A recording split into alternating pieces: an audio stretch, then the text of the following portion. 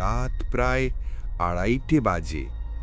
অরিন্দম হঠাৎ ঘুম ভেঙে দেখল ফোনটা বারবার বাজছে, অজানা নাম্বার।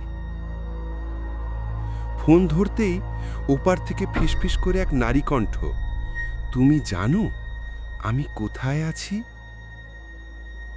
কে কে আপনি?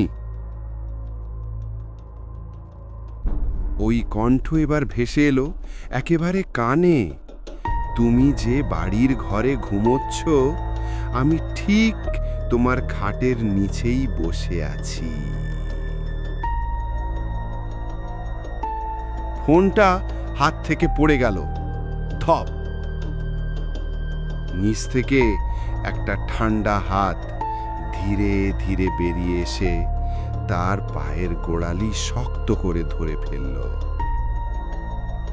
কথাটা শেষ হতেই হঠাৎ বাতি নিভে গেল।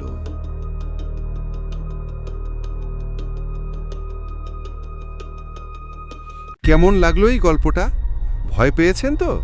ভালো লেগে থাকলে লাইক করুন, কমেন্টে আপনার অনুভূতি লিখে জানান, শেয়ার করুন বন্ধুদের সাথে, আর অবশ্যই ফলো দিয়ে পাশে থাকবেন। আরও ভয়ঙ্কর গল্প নিয়ে আবার আসছি।